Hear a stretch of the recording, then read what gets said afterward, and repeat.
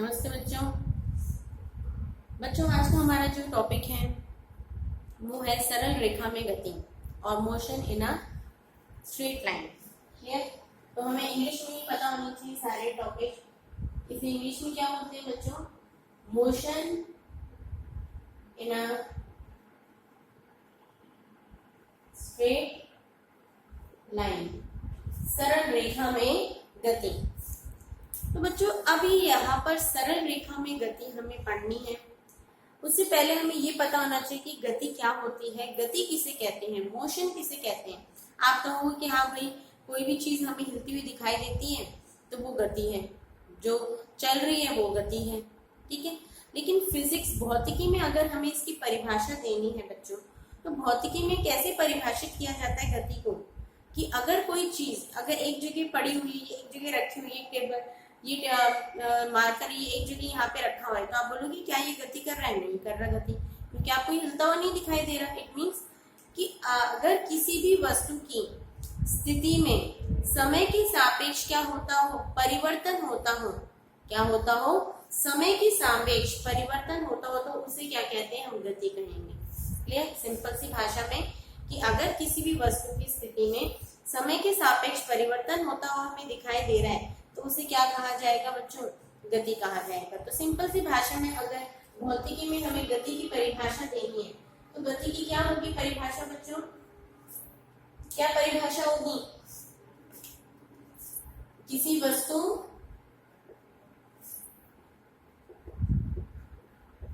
वस्तु की गति में समय के सापेक्ष परिवर्तन, समय के सापेक्ष परिवर्तन गति कहलाती है। क्या कहलाती है बच्चों? गति कहलाती है। क्लियर? सापेक्ष का मतलब आप सभी को पता होना चाहिए कि सापेक्ष का मतलब देखो बच्चों क्या होता है। सापेक्ष मतलब कि हम स्थिति को किसके साथ उसका परिवर्तन देख रहे हैं, किसके साथ परिवर्तन देख रहे हैं? समय के साथ। कि समय के साथ साथ वो परिवर्तित होनी चाहिए, समय के साथ साथ उसमें परिवर्तन हो रहा है तो आप कहोगे कि वो क्या है? गति है, या वो गति कर रहा है कोई भी वस्तु। ठीक है, तो ये तो हो गया हमारे पास गति की परिभाषा। ठीक है, अब हम कह रहे हैं कि यहाँ पर हमने गति को तो बता दी, लेकिन हम गति किस में देख रहे हैं बच्चों? स्ट्रेट लाइन में देख रहे हैं, सीधी रेखा में। तो सरल रेखा में गति आप किसको कहोगे? आप जिसको कहोगे कि हाँ भाई जो सीधी गति कर रही है वो हमारी सरल रेखीय गति होगी। सीधी सी बात है। अगर आप रोड पे क्या देख रहे हैं, रोड पे इस तरह से कोई भी गाड़ी चल रही है, सीधी रोड पे चल रही है गाड़ी, तो आप कहोगे कि वो कैसी गति कर रही है? सरल रेखा में गति कर रही है। ठीक है, हम सीधे रोड पे चल रहे हैं, या हम घर पे चल रहे हैं, क्लास में चल रहे हैं, कहीं पे भी चल रहे हैं, तो हमारी गति भी कैसी है? सरल रेखा में गति है। क्लियर? इट मीन्स कि अगर हमें किसी भी वस्तु की गति को हमें देखना है, बताना है, तो सरल रेखा में गति को अगर हमें व्यक्त करना है तो बच्चों सीधे से व्यक्त करेंगे कि सरल रेखा में गति, कोई भी चीज सीधे गति कर रही है किसी भी सीधी रेखा में, वो सरल रेखीय गति होगी। अब दूसरी इंपॉर्टेंट चीज जो हमें यहाँ पे देखनी बच्चों, कि सरल रेखा में गति जो है वो हम मोस्टली कैसी फिजिक्स की कैसी शाखा में पढ़ते हैं? हम शुद्ध गतिकी में पढ़ते हैं। किस में पढ़ते हैं बच्चों? शुद्ध गतिकी में। शुद्ध गतिकी। देखो यहाँ पे शुद्ध गतिकी से क्या तात्पर्य है? शुद्ध गतिकी क्यों कहते हैं? शुद्ध गतिकी भौतिकी की वह शाखा होती है जिसमें कि हम ये अध्ययन नहीं करते कि ये गति क्यों हुई, किसके कारण से हुई।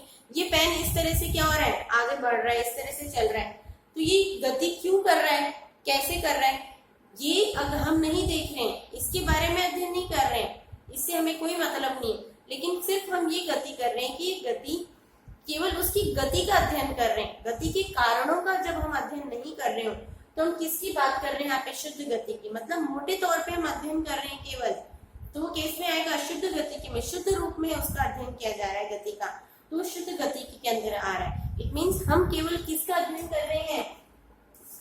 जब केवल गति के कारणों का अध्ययन, गति के कारणों का अध्ययन न करके केवल गति का अध्ययन किया जाता है, केवल गति का अध्ययन किया जाता है, वो कैसी गति की कहलाती है? शुद्ध गति की कहलाती है बच्चों। कैसी गति की कहलाती है? वह शुद्ध गति की कहलाती है। ठीक है, तो शुद्ध गति के अंदर हमारे पास क्या आ जाएगा? वह गति जिसमें कि हम केवल गति के कारणों का अध्ययन करते हैं और किसका अध्ययन नहीं करते? गति के कारणों का अध्ययन नहीं करते, केवल गति का अध्ययन करते हैं। वो कैसी गति की कहलाते हैं? हमारी शुद्ध गति की कहलाते हैं। इट मीन्स यहाँ पे हम जो भी पढ़ने वाले हैं शुद्ध गति के अंतर्गत पढ़ने वाले हैं। ठीक है, अब शुद्ध गति की तो हमने बता दिया। अब दूसरी सबसे बड़ी चीज हमने यहाँ पे क्या पढ़नी है? कुछ नए नए शब्द आपको यहाँ पे पढ़ने को मिलेंगे। ठीक है, इट मीन्स कि यहाँ पर हमें जो गति की व्याख्या करेंगे हम, वो किस में कर देंगे? कोई भी चीज होती है, जैसे उस चीज को आप कहीं ना कहीं रखेंगे तभी तो आप उस चीज को देखते हैं। क्लियर? जैसे आपको किसी भी चीज का स्टडी करनी है, अध्ययन करना है। अब मुझे इस पेन का अध्ययन करना है, मार्कर को मेरे को देखना है कि भाई इसका कलर कैसा है, कैसा नहीं है। मुझे इसकी स्थिति देखनी है कि इसकी स्थिति क्या है, इसकी लंबाई क्या है। तो मैं क्या करूंगी? यहाँ पे मैंने इसको रखा, तभी इसका क्या कर पाऊंगी? मैं अध्ययन कर पाऊंगी। क्लियर? इट मीन्स किसी भी वस्तु को या किसी भी बिंदु का जब हम वस्तु का हम अध्ययन करते हैं तो उस वस्तु का अध्ययन करने के लिए हमें एक ऐसे तंत्र की आवश्यकता होती है। किसकी आवश्यकता होती है? एक ऐसे तंत्र की आवश्यकता होती है जो उस वस्तु को क्या करता है? निर्देशित करता है, या जो उस वस्तु की पूरी तरह से क्या करता है? उसकी स्थिति की व्याख्या करता हो। ऐसे तंत्र बच्चों, कैसे तंत्र कहलाता है हमारे पास? निर्देश तंत्र कहलाता है। आप ये नया वर्ड अब आगे पढ़ते चले जाओगे। कैसे कैसे तंत्र कहलाता है? निर्देश तंत्र। नाम से पता चल रहा है, जो किसी भी वस्तु को निर्देशित करता है, बताता है हमें कि हाँ भाई ये वस्तु मूल बिंदु से इतनी दूरी पर रखी है, ये यहाँ पे रखी है, ऐसे रखी हुई है। तो कैसा तंत्र कहलाता है बच्चों? निर्देश तंत्र कहलाता है। क्लियर? अब सबसे पहली चीज की अब आप यहाँ पे देखो, वस्तु का जो भी हम अध्ययन करेंगे, वो अगर हमने कोई बहुत बड़ी कार ली है, उसकी गति देख रहे हैं, ठीक है, बहुत कोई चिड़िया उड़ रही है, उसकी गति को देख रहे हैं, तो क्या हम वही वस्तु को ही कंसिडर करते हैं? क्या वो वस्तु को हम कंसिडर नहीं करते हैं बच्चों। हम किसको कंसिडर करते हैं? एक पॉइंट लेते हैं। हम पढ़ा आपने, हम क्या लेके चलते हैं? पॉइंट लेके चलते हैं। तो हम पॉइंट क्यों लेके चलते हैं? पॉइंट देखो बच्चों इसलिए लिया जाता है कि किसी भी वस्तु को बिंदु मात्र कब माना जाता है? बिंदु मात्र क्यों माना जाता है? जब उस वस्तु की जो गति है, उस वस्तु का जो आकार होता है, कोई भी जो भी हमने वस्तु ली है, उस वस्तु का जो आकार होता है वो उसकी द्वारा चली गई दूरी, समय के सापेक्ष उसने जितनी भी दूरी तय करी है उसकी तुलना में उसका आकार क्या हो? बहुत छोटा हो।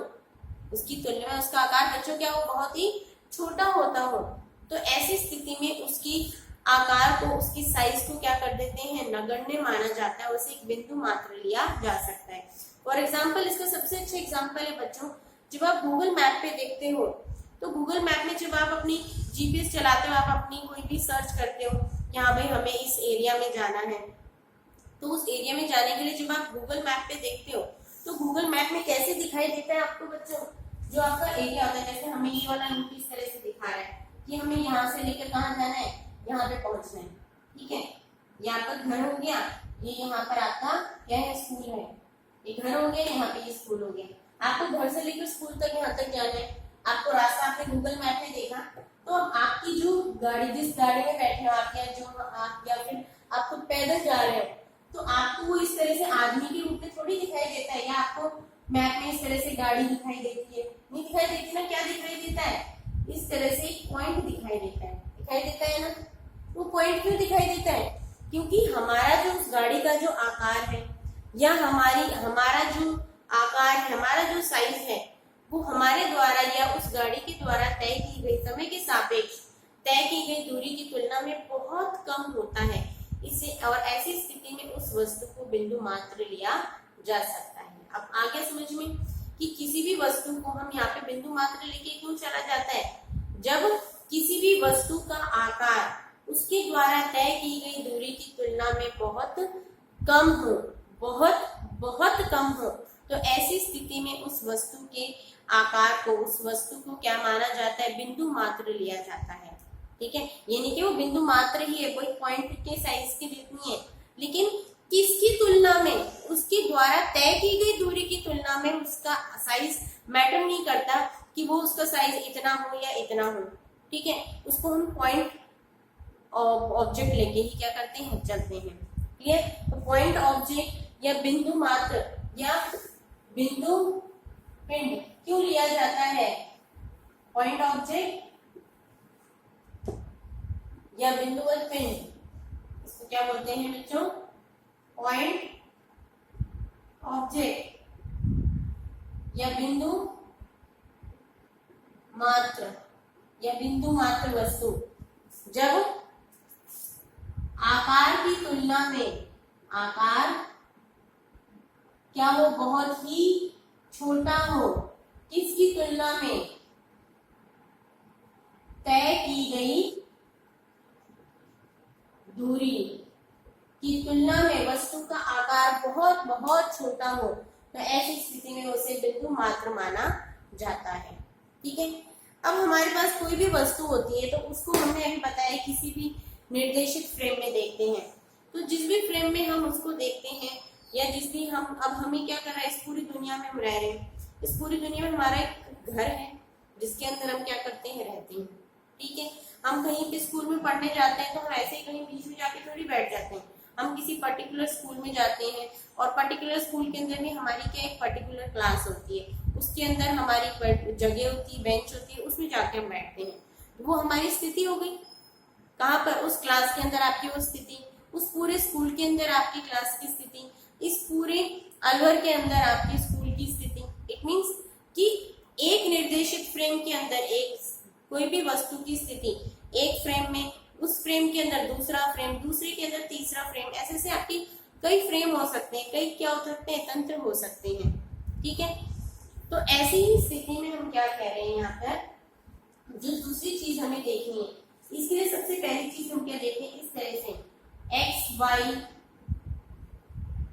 व जेड एक्सिस देखते हैं। अगर एक ही रेखा में गति कर रही है वस्तु तो हम केवल उसे एक्स अक्ष के द्वारा देखेंगे। किसके द्वारा देखेंगे? केवल एक्स अक्ष के द्वारा, कि या तो एक्स अक्ष में गति कर रही है या इस तरह से वाई अक्ष में गति कर रही है, किसी भी एक अक्ष में देखेंगे। अब यहाँ पे केवल एक रेखा में गति देख रहे हैं तो या तो हम एक्स अक्ष लेंगे या वाई अक्ष लेंगे। क्लियर? अब इस एक्स अक्ष में यहाँ पर बीच में क्या होता है, इसका मध्य बिंदु होता है, ये क्या कहलाता है, हमारा संदर्भ बिंदु कहलाता है। कैसा बिंदु कहलाता है बच्चों? संदर्भ बिंदु। मतलब इस बिंदु के सापेक्ष हम किसी भी बिंदु की स्थिति को हम क्या करेंगे, व्यक्त करेंगे, किसी भी वस्तु की स्थिति को, कि वो वस्तु आपकी पॉजिटिव दिशा में जा रही है या वो वस्तु नेगेटिव दिशा में। तो आपको मैं उस वस्तु की स्थिति को किससे संदर्भित कर रहे हो, किससे उसे कंपैरिजन उसका जो कर रहे हो, कौन से पॉइंट को लेके कर रहे हो, इस पॉइंट को लेके कर रहे हो, तो इसको संदर्भ बिंदु भी कहा जाता है। जो हमारा मूल बिंदु लिया जाता है वो कैसे बिंदु कहलाता है बच्चों? संदर्भ बिंदु कहलाता है। क्लियर? और इस संदर्भ बिंदु के राइट हैंड साइड में मान कैसे लिए जाते हैं? पॉजिटिव। क्या पढ़ के आ चुके पहले? और लेफ्ट हैंड साइड क्या लेंगे? मान नेगेटिव। क्लियर? कि अगर संदर्भ बिंदु के लेफ्ट हैंड साइड अगर गति हो रही है तो वो कैसी होगी? धनात्मक होंगे मान। और अगर राइट हैंड साइड गति हो रही तो धनात्मक होंगे और लेफ्ट हैंड साइड होगी तो क्या होंगे? ऋणात्मक होंगे। इस प्रकार लिए जाते हैं। ठीक है, अब उसी चीज को हमने कहाँ पे रख दिया? एक तंत्र में रख दिया। इट मीन्स किसी भी वस्तु की स्थिति की व्याख्या करने के लिए जिस तंत्र की या जिस फ्रेम की आवश्यकता होती है वह फ्रेम क्या कहलाता है बच्चों? निर्देश तंत्र या फ्रेम ऑफ रेफरेंस कहलाता है। रेफरेंस मतलब आप बोलते हैं ना कि किसी चीज को, कि मेरे को बताने के लिए कि मैं यहाँ पर बैठा हूँ, मेरे को बताने के लिए कि आप कौन सी क्लास के हो। जैसे कोई भी बच्चा है कि आपको बोलेंगे कि हाँ भाई आपकी कोई आइडेंटिटी है कि आप स्कूल में कौन सी क्लास में पढ़ते हो? 11th क्लास में पढ़ते हो। सेक्शन कौन सा है आपका? 11th D है। ठीक है, तो ऐसी कंडीशन में आपको क्या होता है, एक आपको क्या कर रहे हैं? डिफाइन कर रहे हैं किससे संबंधित? क्लास से संबंधित होकर। तो किसी भी बच्चे की जो स्थिति है वो कैसे बताई जा रही है? हाँ भाई 11th क्लास में इस सेक्शन के अंदर क्या करता है, पढ़ता है। इस सेक्शन में वो सेकंड बेंच पे बैठता है। तो आपकी स्थिति को आपने क्या करा, उस क्लास के अंदर क्या कर रहे हो, संदर्भित कर रहे हो, रेफरेंस कर रहे हो। तो जिस फ्रेम में उस वस्तु की स्थिति की व्याख्या की जाती है वो फ्रेम क्या कहलाता है, फ्रेम ऑफ रेफरेंस या निर्देश तंत्र कहलाता है। मतलब जिस तंत्र के अंदर आप उस वस्तु को रखकर उसको निर्देशित करके उसकी व्याख्या कर सकते हो, उसकी गति की व्याख्या कर सकते हो, वो फ्रेम कैसा फ्रेम कहलाता है, फ्रेम ऑफ रेफरेंस कहलाता है। कैसा फ्रेम कहलाता है बच्चों, फ्रेम ऑफ रेफरेंस। क्लियर। तो निर्देश तंत्र की भी बहुत बार परिभाषा पूछी जाती है। तो फ्रेम ऑफ रेफरेंस या निर्देश तंत्र क्या होता है हमारे पास, निर्देश तंत्र, निर्देश तंत्र, ये इसको क्या बोलते हैं इंग्लिश में, फ्रेम ऑफ रेफरेंस। फ्रेम आपने सभी ने सुना होगा, फोटो फ्रेम बोलते हैं ना, फोटो फ्रेम। फोटो फ्रेम क्यों बोलते हैं, कि आपकी फोटो पहले ऐसे इधर उधर पड़ती घूम रही थी तो वो गायब ना हो जाए, गुम ना हो जाए, तो उसको फिक्स करने के लिए, ताकि वो इधर उधर गुम ना हो, तो आपने उसको क्या करा, एक फ्रेम के अंदर डाल दिया। ठीक है। तो आपने उसकी स्थिति को अब क्या कर दिया, फिक्स कर दिया कि हाँ भाई हमें जब भी ये फोटो देखनी है तो हम वो फ्रेम उठाएंगे और ये फोटो देख लेंगे। क्लियर। तो इसलिए उस फोटो को, वो उस फोटो का क्या है, फ्रेम है, क्योंकि आपने उसकी स्थिति को उसमें क्या कर दिया, रिस्ट्रिक्टेड कर दिया कि हाँ भाई ये इस फ्रेम में ही रखी रहेगी। वैसे आप किसी वस्तु की गति को या स्थिति को जिस भी तंत्र में देखते हैं, जिस भी फ्रेम में देखते हैं, वो उसका फ्रेम ऑफ रेफरेंस कहलाता है। तो अगर हमें इसकी परिभाषा देनी हो तो कैसे देंगे बच्चों परिभाषा निर्देश तंत्र की। निर्देश तंत्र वह तंत्र जिसमें, वह तंत्र जिसमें किसी भी, जिसमें किसी भी बिंदुवत पिंड की स्थिति की व्याख्या, बिंदुवत पिंड की स्थिति की व्याख्या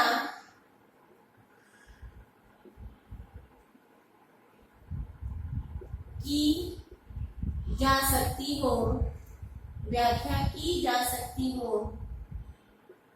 निर्देश तंत्र या फ्रेम ऑफ, इसे शॉर्ट में ऐसे भी लिखते हैं बच्चों, frame of reference, FOR English में फ्रेम ऑफ रेफरेंस कहा जाता है। ठीक है।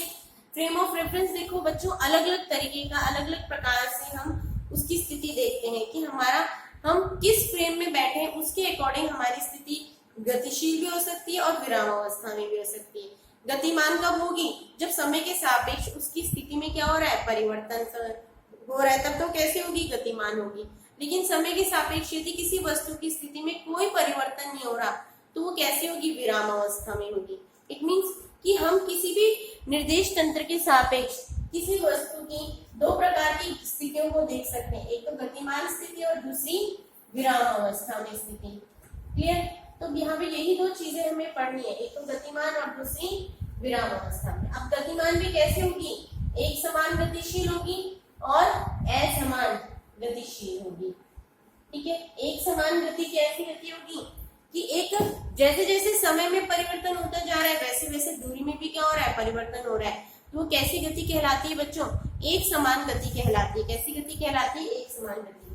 तो गति को हमें कितने में किस प्रकार से देखना है कि एक तो हमारे पास हो गई गतिमान वस्तु और दूसरी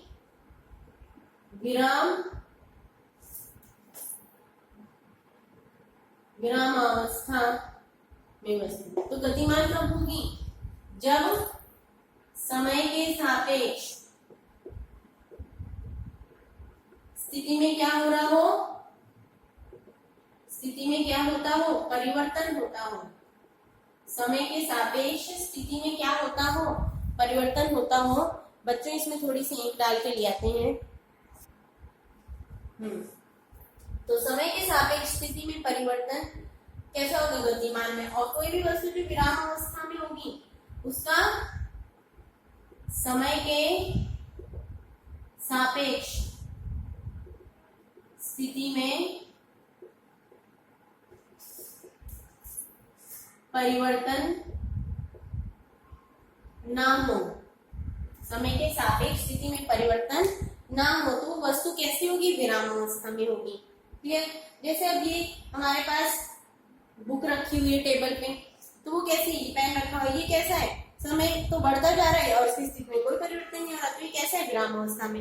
लेकिन इस तरह से मैं इसको लगातार धक्का देती जा रही हूँ, चलाती जा रही हूँ और समय भी बीतता जा रहा है, तो ये कैसा है, गतिमान है। ठीक है। तो ऐसे ही हम क्या देखते हैं बच्चों कि दो गतिमान और विराम अवस्था में जो स्थिति है, इसको भी हम किस में देखते हैं कि कब कोई वस्तु गतिमान होगी, कब कोई वस्तु गतिशील अवस्था में होगी, इसका पता कैसे चलेगा और किसके सापेक्ष देखेंगे हम। सिंपल सी चीजें आपको ये एग्जाम्पल के थ्रू बताती हूँ मैं कि हम क्या करते हैं, जब हम क्या करते हैं बच्चों, हम बाहर क्या खड़े, बस स्टैंड पे खड़े हो आप, ठीक है, बस स्टैंड पे खड़े हो और आप ये देखते हो वहां से बहुत सारी गाड़ियां जा रही हैं, कभी बस जा रही है, कभी कार जा रही है, कभी बाइक जा रही है। तो आप एक जगह खड़े हो बस स्टैंड पे, आप एक जगह स्थिर हो विरामावस्था में, और आप जितनी भी गाड़ियां जा रही हैं जो कि क्या है, गतिशील है, तो वो आप क्योंकि विरामावस्था में हो, ठीक है, और उसके सापेक्ष आप उसे देख रहे हो, तो वो कैसा कहलाएगा हमारा कि आपको कैसे दिख रहे हैं, गतिशील दिख रहे हैं, जो वास्तव में गतिशील है। ठीक है। लेकिन उसी चीज को जब हम क्या कहेंगे, उस बस के अंदर जितने भी पैसेंजर्स बैठे हैं वो भी आपको कैसे लगेंगे, गतिशील लगेंगे। क्या वो असली में अंदर गति कर रहे हैं, लेकिन नहीं कर रहे, लेकिन वो कैसे निर्देश तंत्र में बैठे हैं, गतिशील निर्देश तंत्र में बैठे हैं। तो उसके अंदर जितनी भी सवारियां बैठी हुई हैं, जितने भी पैसेंजर्स बैठे हुए हैं, वो भी आपके लिए क्या होंगे, गतिशील होंगे। ठीक है। आ रही बात समझ में। हम बाहर एक बच्चा खड़ा है, बस में बैठे हुए, बस गति कर रही है और बस के अंदर बैठे हुए जितने भी यात्री हैं, क्योंकि बस गतिशील है तो वो भी किसके अंदर बैठे हुए हैं, गतिशील निर्देश तंत्र में बैठे हुए हैं। तो वो सारे सवारियां भी उसके लिए क्या होंगी, गतिशील होंगी, क्योंकि वो कैसे निर्देश तंत्र में है बच्चों, गतिशील निर्देश तंत्र में। क्लियर। तो हम बाहर खड़े तब हमारे सापेक्ष वो बस भी गतिशील है और उसके अंदर बैठा हुआ हर व्यक्ति भी क्या है, गतिशील है। लेकिन अगर हम क्या कर रहे हैं, वही आदमी जो पहले बस के बाहर खड़ा था, अब वो बस में चढ़ गया, अब बस के अंदर चढ़ गया और वो एक सीट पर जाके क्या हो गया, बैठ गया, तो क्या अभी भी उसके अंदर जितनी भी सवारियां बैठी हैं, क्या वो उसके लिए गतिशील होंगी, नहीं होंगी गतिशील। क्यों नहीं होंगी गतिशील, क्योंकि अब वो स्वयं भी ऐसे निर्देश तंत्र में है जो कि गतिशील है, परंतु अंदर वो कैसे हैं, विराम अवस्था में बैठे हुए हैं। क्लियर। अंदर कैसे बैठे हैं, वो विराम अवस्था में बैठे हैं। तो अब वो व्यक्ति उसके लिए गतिशील नहीं होगा, क्योंकि वो खुद भी विराम अवस्था में बैठे हैं और वो भी विराम अवस्था में। क्लियर। आ रही बात समझ में कि हम किसी भी वस्तु की अगर हम स्थिति देखें, अब से इसका एक और एग्जाम्पल देख सकते हो आप, जब हम बस में बैठे होते हैं, बस बहुत तेज चल रही है, गाड़ी में बैठे होते हैं, तो हमारे आसपास जितने भी कोई खंबा आ जाता है या पेड़ पौधे आ रहे हैं, तो वो क्या गति कर रहे हो, गति कर रहे होते हैं, गति नहीं कर रहे होते, लेकिन हमको वो कैसे दिखाई देते हैं, गतिशील दिखाई देते हैं। क्यों गतिशील दिख रहे हैं बच्चों, क्योंकि हम कैसे निर्देश तंत्र में, गतिशील निर्देश तंत्र में बैठे हुए हैं। बस क्या है, गतिशील निर्देश तंत्र है। आगे बात समझ में देखो, ये यहाँ पर क्या है, हमारे पास बस है, ठीक है। जब ये बस क्या थी, रुकी हुई थी, स्टॉप थी, तो यहाँ पर एक पेड़, हाँ पेड़ और पौधे, ये खंबे, ये सब क्या है आपके, ये कोई टावर है, ये तो क्या है, स्थिर अवस्था में, ये एक जगह रुके हुए तो है। जब ये बस रुकी हुई थी तब आपने, यहाँ पर एक आदमी बैठा हुआ था, इसने इन दोनों को देखा, तो क्योंकि बस रुकी हुई थी तो इसको ये दोनों भी रुकी हुई थी दिखाई दे रहे थे, क्योंकि ये कैसे निर्देश तंत्र में बैठा है, स्थिर निर्देश तंत्र में बैठा है। कैसे निर्देश तंत्र में बैठा है, स्थिर निर्देश तंत्र में। अब क्या हो गया, अब ये बस धीरे धीरे चलना स्टार्ट हो गई, अब ये धीरे धीरे बस क्या करने लग गई, गति करने लग गई। अब पहले तो रुकी हुई थी, तो इसको ये सारे कैसे दिखाई दे रहे थे, स्थिर दिखाई दे रहे थे। अब ये क्या करने लग गई, गति करने लग गई। अब ये बस कैसे गति करने लग गई, इस दिशा में गति करने लग गई। क्लियर। अब जब ये गति करने लग गई तो अब इसको ये पेड़, ये खंबा ये दोनों भी कैसे दिखाई दे रहे हैं, गतिशील दिख रहे हैं कि ये जब इस दिशा में गति कर रही है तो ये इसको इस दिशा में गति करते हुए दिखाई दे रहे हैं। क्या ये वास्तव में गति कर रहे हैं बच्चों? नहीं कर रहे गति, फिर भी आपको गति करते हुए दिख रहे हैं। क्यों गति करते हुए दिख रहे हैं? क्योंकि अब आप एक ऐसे निर्देश तंत्र में बैठे हो जो गतिशील है, और उस निर्देश तंत्र के सापेक्ष अगर आप जिस भी चीजों को देखोगे वो आपको गतिशील ही दिखाई देंगी। गतिशील प्रेक्षित हो रही है, वास्तव में गति कर रही है क्या? नहीं कर रही। प्लेटफॉर्म आ जाता है, कोई घर आ रहा है, कोई पेड़ आ रहा है, खंबा आ रहा है, वो सब आपको गति करते हुए दिख रहे हैं, लेकिन क्या वो साथ साथ आपके चल रहे हैं क्या बस के? नहीं चल रहे। लेकिन क्योंकि अब आप कैसे निर्देश तंत्र में बैठे हो, ये कैसा फ्रेम ऑफ रेफरेंस है? गतिशील निर्देश तंत्र है। तो इस गतिशील निर्देश तंत्र के अंदर बैठे हुए हर व्यक्ति को वो सभी चीज गति करती हुई दिखेंगी जो कि स्थिर अवस्था में है, वो सब गति करती, जो गतिशील है वो तो गतिशील दिखेंगी, वो और तेजी से गति करती हुई दिखेंगी। क्लियर? तो ये डिपेंड करता है कि कोई भी चीज आपको गतिशील दिख रही है या विराम अवस्था में दिख रही है, ये किस पर निर्भर करता है? किस पर निर्भर करता है कि आप किस निर्देश तंत्र में बैठे हो। क्लियर? आगे बात समझ में। दूसरे एग्जाम्पल हम देख सकते हैं। अभी आपको बताया कि अगर कोई व्यक्ति ट्रेन के बाहर खड़ा है, स्टेशन पे खड़ा है, तो उसके अंदर ट्रेन में बैठा हर व्यक्ति उसको गतिशील लगेगा क्योंकि वो गतिशील निर्देश तंत्र में। लेकिन जब वो खुद अंदर जाके एज अ पैसेंजर बैठा होगा तो सभी पैसेंजर एक जगह विराम अवस्था में तो बैठे हैं, तो उसे अगर एक व्यक्ति विराम अवस्था में, सभी पैसेंजर अपनी अपनी सीट में बैठे, तो अब उससे हर पैसेंजर गतिशील दिखेगा क्या? नहीं दिखेगा, क्योंकि सभी विराम अवस्था में बैठे। क्लियर? आ रही बात समझ में? अंदर का जो बस का या ट्रेन का जो बेस है, जो क्या बोलते हैं फर्श है, वो क्या गति कर रही है? नहीं गति कर रही। तो उसके अंदर उसे बैठा हुआ हर व्यक्ति एक जगह विराम अवस्था में, हर एक व्यक्ति की एक सीट में बैठा हुआ है, तो उसे हर सभी व्यक्ति कैसे दिखेंगे? विराम अवस्था में दिखेंगे। तो ये किस पे डिपेंड करता है?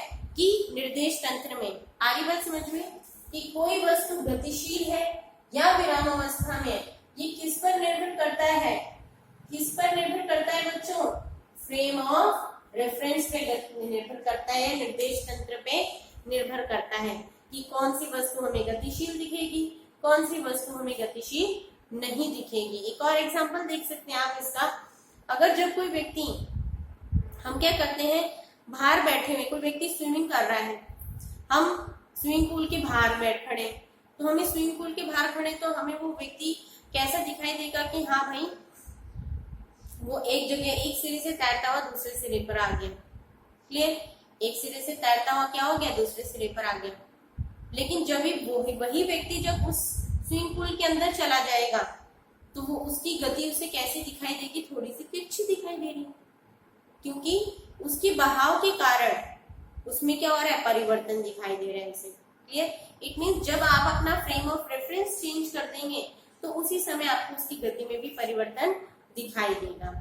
आ रही बात समझ में? तो यही आपकी क्या है स्थितियां है कि कोई वस्तु कब गतिशील होगी, कब क्या होगी? वो विराम अवस्था में होगी। क्लियर? अब इसके बाद जो हमारे नेक्स्ट टॉपिक है बच्चों, वो है हमारा निर्देश तंत्र। हमने बता दिया। अब निर्देश तंत्र के लिए बच्चों एक्स, वाई, व जेड, ये जो अक्ष ली जाती है, क्या ली जाती है? ये अक्ष ली जाती है।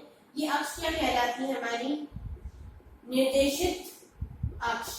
कैसी अक्ष कहलाती है? निर्देशित अक्ष। मतलब इन अक्षों के द्वारा ही हम किसी वस्तु को क्या कर रहे हैं? निर्देशित कर रहे हैं। जैसे ये आपका क्या हो गया? ये एक्स अक्ष हो गई, ये वाई अक्ष हो गई। अब ये यहाँ पर हमने क्या लिया? एक बिंदु लिया है। अभी इस बिंदु, ये क्या हो गया? संदर्भ बिंदु या मूल बिंदु।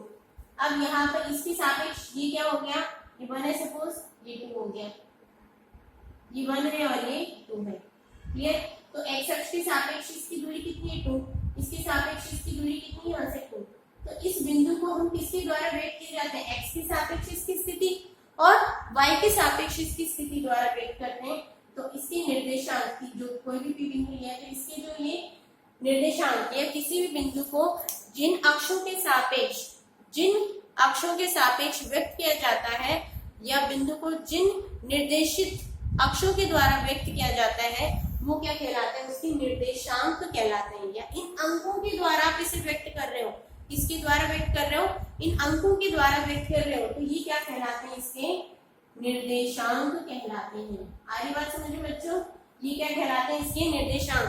तो यहाँ से x की वैल्यू कितनी है? 2। y की वैल्यू कितनी 2। तो अगर हमें p बिंदु को इस तरह से वेट करना है तो हम इसकी ब्रैकेट में इस तरह से लिखेंगे p is equal p bracket में 2 2, मतलब x में सापेक्ष इसकी वैल्यू 2 है और y के सापेक्ष इसका मान कितना है 2 है। क्लियर? तो ये क्या कहलाएंगे, इसके निर्देशांक कहलाएंगे। ये तो क्या कहलाएगा आपका निर्देश तंत्र। ये क्या कहला रहे हैं, ये पूरा क्या कहलाएगा आपका निर्देश तंत्र। ये क्या कहलाएंगे आपके निर्देशांक अक्ष। और किसी बिंदु को x y से दो द्विविमीय तो ये क्या कहलाएंगे, इसके निर्देशांक कहलाएंगे। क्लियर? कि किसी भी निर्देश तंत्र में किसी मूल बिंदु को निर्देशांक अक्षों से व्यक्त करते हैं और निर्देशांक अक्षों के सापेक्ष उनकी जो स्थितियां होती हैं उसकी स्थिति को दो x अक्ष के सापेक्ष, y अक्ष के सापेक्ष और त्रिविमीय तो z अक्ष भी ले लेंगे उसके सापेक्ष व्यक्त करते हैं, वो क्या कहलाते हैं, उसके निर्देशांक बिंदु कहलाते हैं। क्या कहलाते हैं, निर्देशांक बिंदु। क्लियर? इसके बाद जो नेक्स्ट टॉपिक है वो हम अपने नेक्स्ट लेक्चर में पढ़ेंगे बच्चों। Thank you.